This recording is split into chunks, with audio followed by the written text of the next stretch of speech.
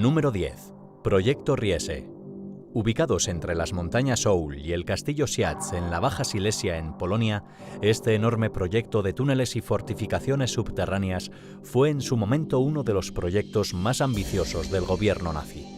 En principio, esta red de túneles tenía como finalidad proteger gran parte del armamento estratégico nazi, tanto que se llegó a plantear el instalar fábricas de armamento en su interior.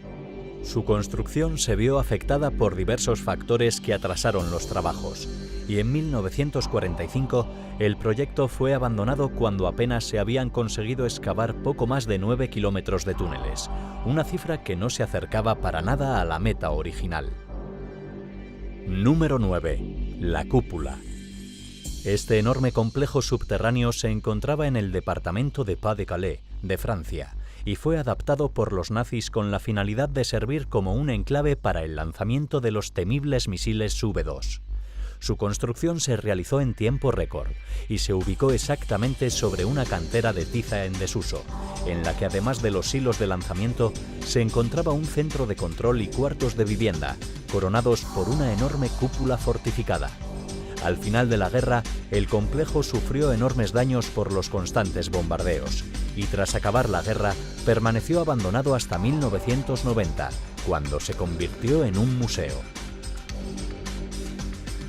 Número 8. Fortaleza de Mimojex. Considerado por muchos como el enclave nazi más peligroso de toda la guerra, esta estructura subterránea se construyó con el único fin de colocar un grupo de baterías de cohetes V3 capaces de disparar 600 de estos proyectiles contra Londres en solo una hora. Esta fortaleza se construyó en solo 6 meses, sin embargo nunca estuvo en capacidad de atacar, pues el avance de los aliados después del desembarco de Normandía obligó a los alemanes a abandonar el complejo. El 5 de septiembre de 1944, una avanzada de la Tercera División de Infantería canadiense se hizo con el complejo y todo su arsenal, sin necesidad de hacer un disparo, algo que para muchos salvó a Londres de la destrucción. Número 7. Base submarina Keroman. Esta enorme base submarina, capaz de mantener a salvo hasta 30 submarinos atracados en ella, se ubicó en Lorient, Francia, y fue construida en menos de un año, entre 1941 y 1942. Sin embargo, fue en el 43 cuando las autoridades aliadas dieron con ella, y pese a que lanzaron hasta 500 bombas explosivas y más de 60.000 incendiarias, la estructura logró sobrevivir sin ningún daño hasta finalizada la guerra. Tras ella y con el nuevo gobierno francés a cargo, la base sirvió como centro de inteligencia marina a la armada de este país, hasta 1997, cuando pasó a ser parte de la línea de museos de la Guerra de Francia. Número 6.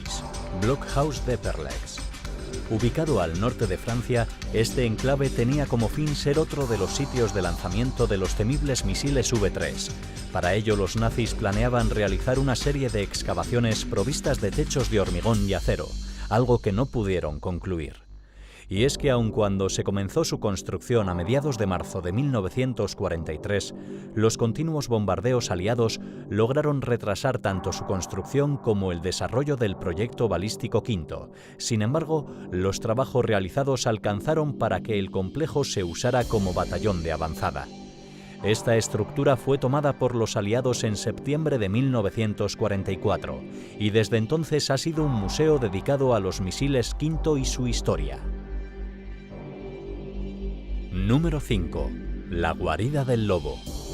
Considerada por muchos el enclave blindado preferido de Hitler, esta fortificación ultrasecreta se encontraba en Masurian, al este de la pequeña ciudad de Rastenburg, y fue durante al menos 800 días el cuartel de mando principal del nazismo. Este enorme complejo comenzó a construirse a comienzos de 1941, cuando la invasión a la Unión Soviética era inminente, y fue constantemente ampliado y modernizado durante toda la guerra hasta 1944, cuando fue totalmente abandonado.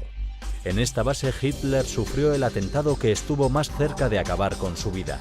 Sin embargo, y aunque muchos de sus acompañantes murieron, él salió totalmente ileso. Número 4. Siracut V1 Bunker. Construido entre 1943 y 1944, este enorme búnker estaba destinado a ser un sitio de almacenamiento y despliegue de los cohetes V-1. Sin embargo, las fuerzas aliadas notaron su construcción desde el comienzo. Este búnker se localizó en Syracuse, Francia, y aunque fue continuamente bombardeado por las fuerzas aliadas, no fue hasta 1944 cuando la aviación inglesa logró destruir su estructura tras 5 días seguidos de bombardeos. Hoy en día aún se conservan ruinas de al menos 2 de las estructuras secundarias del complejo, mientras que la estructura principal fue totalmente destruida durante la reconquista aliada. Número 3. B8 Bergkristall. Esta es una de las instalaciones subterráneas que más secretos guarda aún hoy en día, y es que actualmente no se sabe a ciencia cierta cuál era el propósito de esta construcción que ocupaba más de 75 acres de terreno. Lo que sí se sabe es que los alemanes construyeron este enclave usando mano obrera judía. De hecho, se estima que en su construcción participaron cerca de 320.000 personas provenientes de diversos campos de concentración. Un dato interesante es que el complejo se mantuvo en constante expansión hasta el 3 de mayo de 1945, cuando las tropas soviéticas tomaron una ciudad cercana. Número 2. Batería Moltke. Construida por el grupo de ingenieros Todt, esta enorme batería costera se ubicaba en St. Owen, en el noroeste de Jersey, y tenía la misión de resguardar las costas del constante ataque aliado. Esta estructura incluía una serie de búnkers, al menos 6 emplazamientos de armas de defensa y 9 torres de observación y ataque naval. Al final de la guerra, solo un tramo de la estructura fue concluido, y solo el 10% del potencial de defensa fue desplegado, algo que debilitó este tramo costero, facilitando la incursión aliada. Número 1. Vinewood I. Este complejo búnker reforzado de al menos 12 secciones en lo profundo fue construido con el único propósito de servir como fábrica para la Fuerza Aérea de Hitler. Para su construcción se requirió de 10.000 trabajadores, que en su mayoría eran judíos provenientes de campos de concentración. Lo peor es que durante su construcción, al menos 3.000 personas murieron por exceso de trabajo. Al final de la guerra, tan solo 7 de las 12 secciones planificadas se habían completado, y antes de que llegaran a funcionar, fue invadida por los aliados, algo con lo que no contaban los ingenieros nazis.